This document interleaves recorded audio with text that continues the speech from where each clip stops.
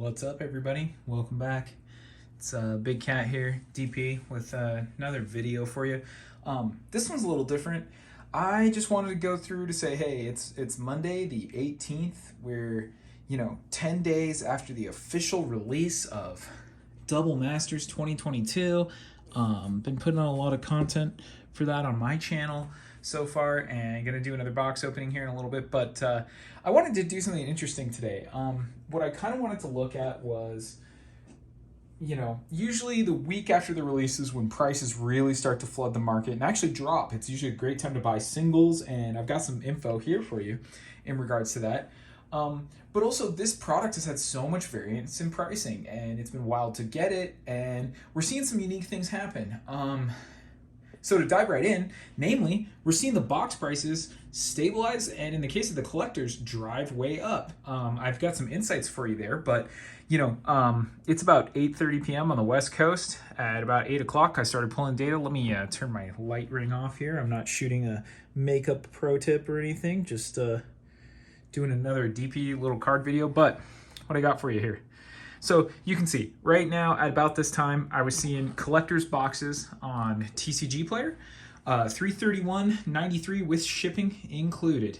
That doesn't include tax, so I just did 8.5%. Not sure where you're at in the country, but I'd say between $350 and $370, pretty good, $360 at that price. A draft box is $345.31 with shipping, and some interesting stuff to think about there, $375-ish with ship. Amazon seems to be sold out other than like individual sellers, and their price seems like it's going to probably be higher if it ever comes back. I'm seeing $379. Even on international Amazon sites, that's pretty close to what I've been seeing. And as someone who's ordered internationally, I've had one shipment from the UK ship. Germany says they're still going to deliver this Friday. Haven't been charged, haven't seen it go through, but in exchanging some emails with them, they say it's still going to come through. What's interesting is I wanted to just review some of the pricing of the cards.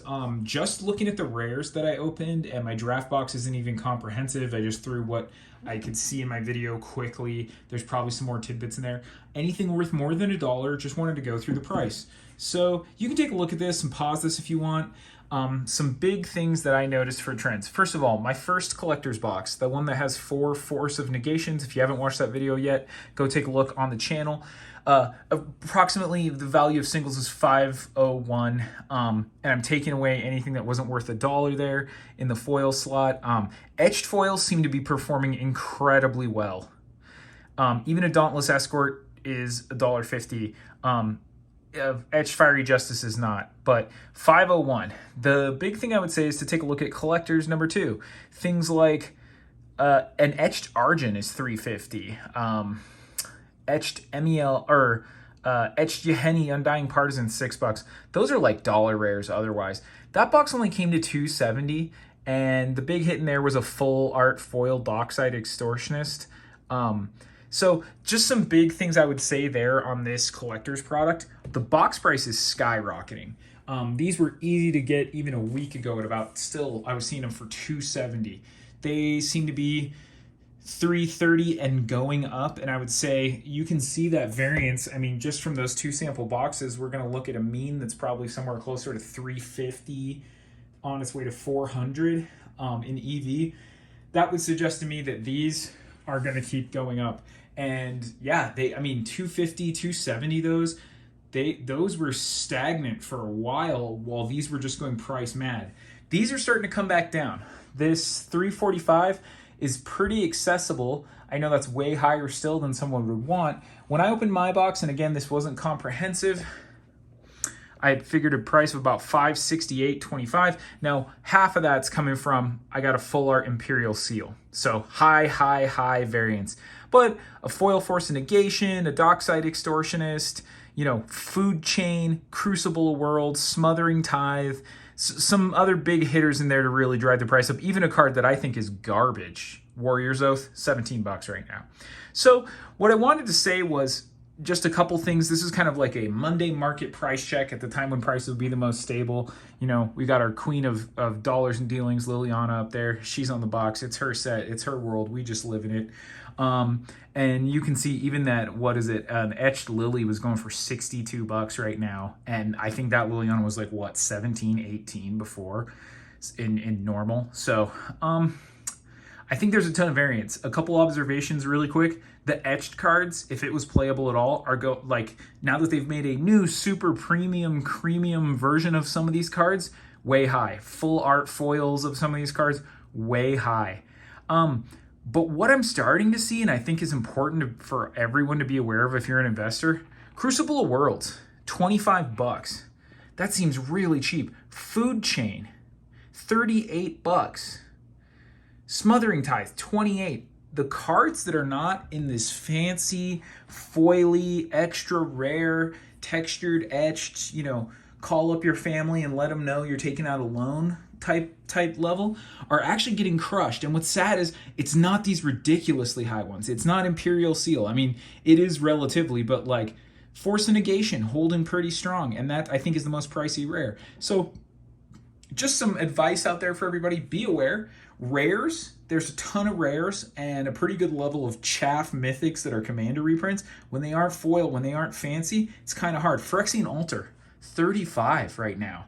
I'm actually impressed Aether Vial just is holding at 13, but Phyrexian Altar at $35? I mean, that card was $70 on its way to 100 before this set came out. So I think we're going to see a few things happen. I think we're going to see a glut on the market of some of these cards at their vanilla printing, and that's going to really bring prices down for Joe Commander and the kitchen table crowd. I think we're also going to see these premium versions just start to have a slow creep, and with everything, I think a slow creep is going to happen. I think the market might lose its mind if it gets confirmed, hey, this isn't coming back, or Wizards says we're bringing more for Christmas. I'm not sure what that does to these box prices. But as you can see, while there's quite a bit in EV and variance, even at these prices, EV is still hittable. I mean, small sample size, 3 boxes. In 2 of them, I blew my EV out of the water. And I'll be honest with you guys, I'm not paying this price. I got 8 of these for about $2K. I got 8 of these for, I believe, about $2,200, something like that. So, that's, do some math at home, but I'll be honest, I mean, at these numbers, we're well ahead of our position percentage-wise.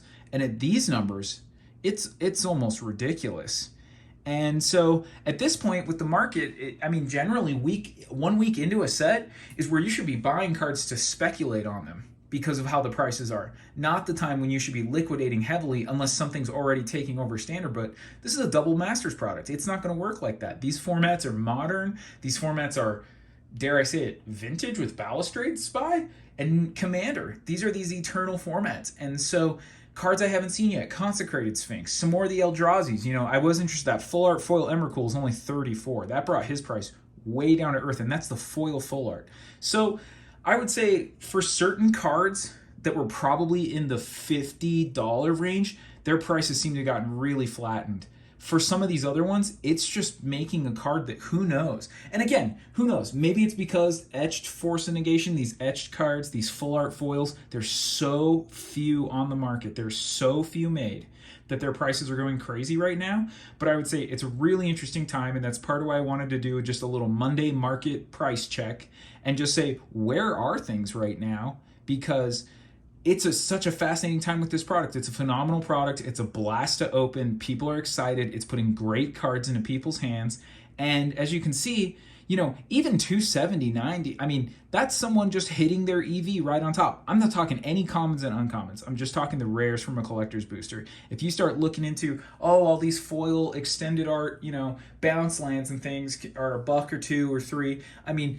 There's a lot of variance in these sets. So when I opened it, considered a strong box, and I would say the numbers absolutely agree. What I opened and considered a weaker or maybe even median box, I'm not sure, probably right on or right under current EV, but about what I paid. And then a draft box that I wasn't sure, and I was a little worried. I got my first 2 draft boxes for about $350 each, and then I think I paid about 16, 17 for another 6 on Amazon UK. Got those closer to like 270 a box ish. Still blew my EV away. I mean, doubling up there, which is like nuts. You know, I mean, when's the last time you were doubling your EV on a Magic product? Time spiral boosters, and everybody was playing the Tarmogoyf game when they first came out. So yeah, it's an interesting time. I think long term, if you want to hear some last impressions, Dominaria United, we already know it's going to be more expensive product. It's looking to come to market for about 120 a bucks, and maybe less, maybe more.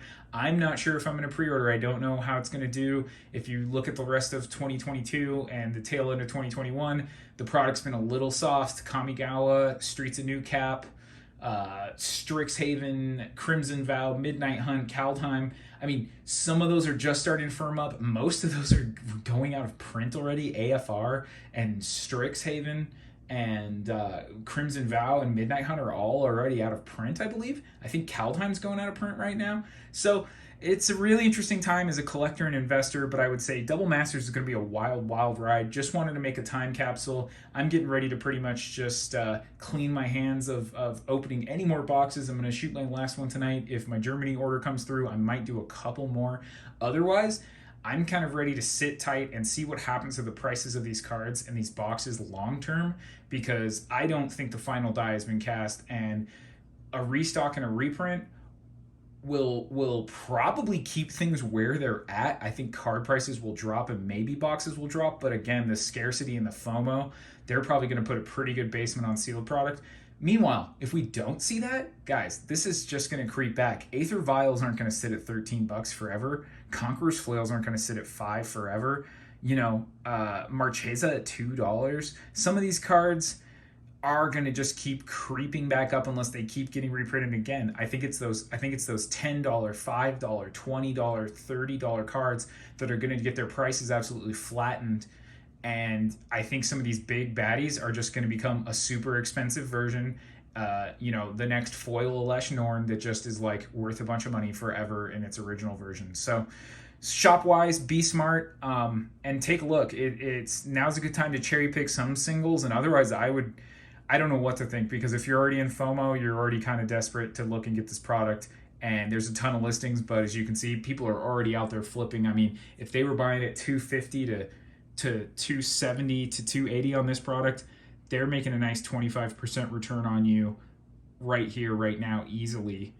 So that's a great margin for them after a time the market struggled. And these, I mean, shoot, they're almost up 60 bucks on a 270. They're almost up, again, another 25%. So the market's pretty hungry right now. Watch out for that. And otherwise, enjoy Magic, enjoy math, and hopefully Lily brings some luck into your life. Peace, guys.